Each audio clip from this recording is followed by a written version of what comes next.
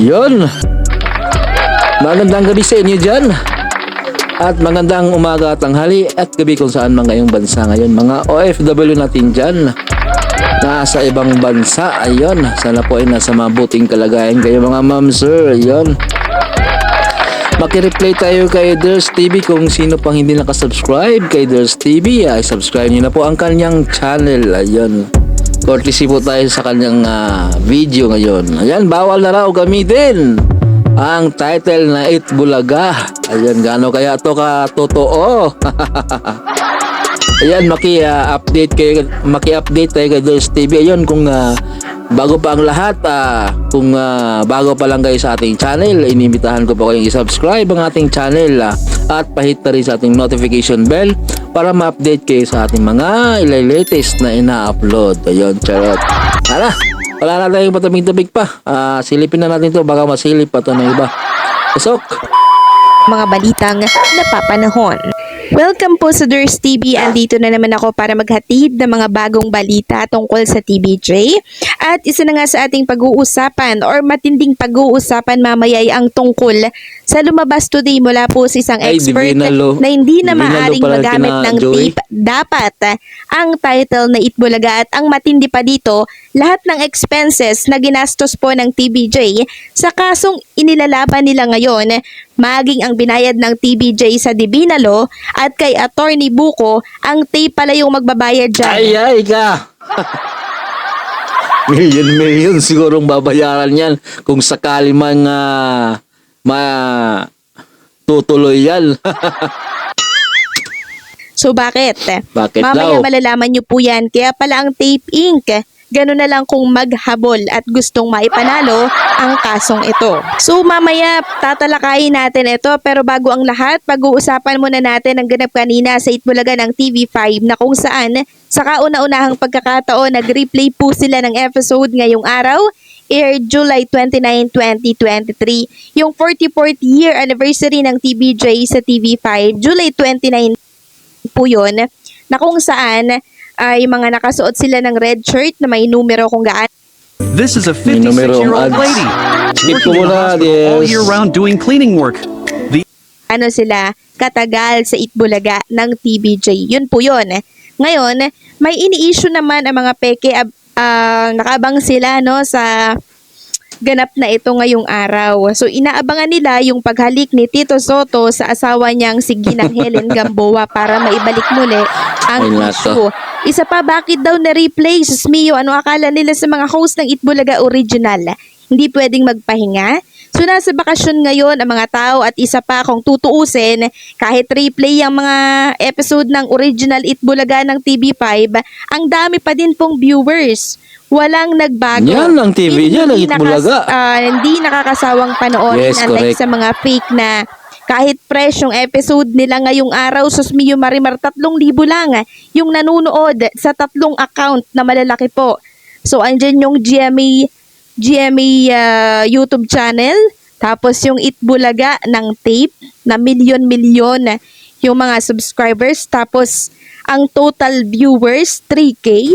Mamaya ipapakita ko sa inyo yan. Dito muna tayo sa online viewers ng legit Itbulaga ng TV5. So sa TVJ YouTube channel, merong 31K watching, and sa TV5 Philippines, 29K Ayan, watching. partida pa daw, replay pa daw yan eh. Total of 60K viewers. Legit Dabarkads partida. Replay pa po yan So ayan, madami pa din po ang nanonood. Replay pa yan pero panalo pa din sa online viewers. Kasi yung hindi pa nila nakapanood ng episode, yung episode na yan eh, siyempre manonood yan eh, di ba? Hindi kasi nakakasawang panoorin pag Correct. legit. Habang ang taping, silipin natin yung viewers Ipapakita ko po Kulilat sa inyo. Sus Mio Marimar. 252. Eto, Itbulaga. 252, Diyos mio Marimar. Malahimik na kayo, tigil nyo na ngayon. YouTube channel na may 5.28 million na subscribers, meron lang 1.1K watching. Samantalang sa taping YouTube Facebook page, meron lamang pong 252. Habang sa GMA Network na merong 33.8 million na subscribers, meron lang nanonood na 1.7K. Total of 3,000 52K lang yung viewers. Sus Mio Marimar.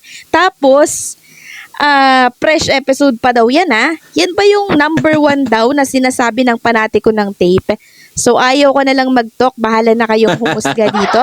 Samantalang para naman po sa sentro ng update natin ngayong araw, pag-usapan naman natin itong inilabas ng expert para po sa pagkansela ng registration ng tape sa title na Itbulaga, na kung saan malinaw ang nakasaad dito na hindi na po nila ito pwede pang gamitin pa dahil pinawalang bisa na po the moment na kinansela na Ay, po nako, ito, wala kailan na pa silang kaya yan? karapatan dito.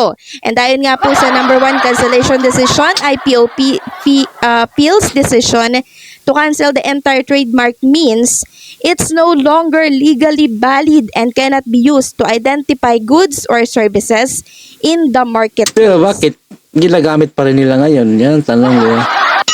Dami na nilang nilalabas na mga statement, pero still now, di ba ginagamit pa rin? Ewan ko, ano ba yung katotohanan talaga? Napakalinaw na nakasaad dito na sa oras na kinansela po ang trademark means hindi na ito pwede magamit pa. Legally valid, no longer legally valid, and cannot be used to identify goods or services in the marketplace. Napakalinaw, pero pinipilit pa rin ng tape na pwede pa daw nila itong magamit. And number 2, transfer of ownership. Kay Joey De Leon ito, sabi dito, the award of full rights to the winning party signifies a complete transfer of ownership of the trademark. The losing party no longer holds any right to it. Napakalinaw po dyan. The losing party no longer hold any rights to it. So, ang tape po, wala na talagang karapatan para panghawakan pa po yung Yan nga. finansila ng intellectual property owner. Ginagamit pa So, rin. napakalinaw po ng nakasaad dito, and credit sa ating mahusay na abogado kay Ginoong Baarde. So, kaya pala itong tape din, pinipilit na maipanalo ang labang ito. Takot na Dahil sila pala Oo, yung di ba? magbabayad ng mga nagastos lahat-lahat ng TVJ. Nako. Saka Malulugi yan. Malaki-laki yung babayaran siguro kung sakali man yan. asong ito, ultimong kaliit-liitan, sus Mio Marimar, sa oras na matalo po sila po talaga yung magbabayad ng lahat ng expenses, lahat ng nilabas ng TVJ sa kasong ito. Tape po yung magbabayad. So, iba pa po yung 21 million na bayad danyos na hinihingi po ng TVJ sa tape. Iba pa po pala yun. So, narito po yung Laki din paliwanag, o yung binitawang salita ni Attorney Baarde or sa ekspertong si Baarde. Pakinggan nyo pong mabuti. Siyempre, alam naman natin na kapag ka ginamit mo pa yon, siyempre meron kang babayaran. Yun, malinaw. Meron kang mga may babayaran ka. Meron kang mga damages, no? Meron kang infringement claims. Infringement claims, the winning party as the rightful owner can initiate legal action for trademark infringement. Yun nga yung sinasabi kong trademark infringement, dapat ipapile. Damages, legal cost.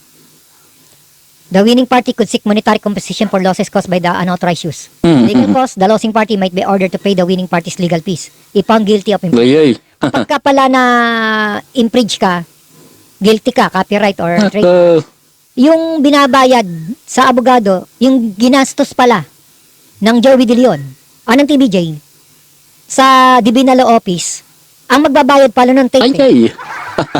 pag natalo sila. Kaya kailangan di sila matalo. Ayay. Talo na yan. Ang babayaran nila O walang gagastusin ang TVJ, walang gagastusin. Kasi yung resibo, kailangan yung resibo naka-intact lang. Yung legal cost pala, sagot yan ng losing party. Reputation harm. Continued use of cancelled trademark can damage the losing party's credibility, trustworthiness in the market. So, yun. So, yun yung no? Tapos yung, siyempre, yung mga ibang bagay, hindi ko nababanggitin. Gusto mo bang kumita? Ayan isa lang mga updates. Naka-replay tayo kay Dears TV. Ayan, palakpakan natin ang lahat. Kung kayo pala bago sa ating channel, inibitahan ko po i-subscribe ang ating channel. Paki-hit sa ating notification bell para ma-update kayo sa ating mga ina-upload. Pasensya na kayo sa ingay ng mga aso guys. Salamat po sa inyo. God bless.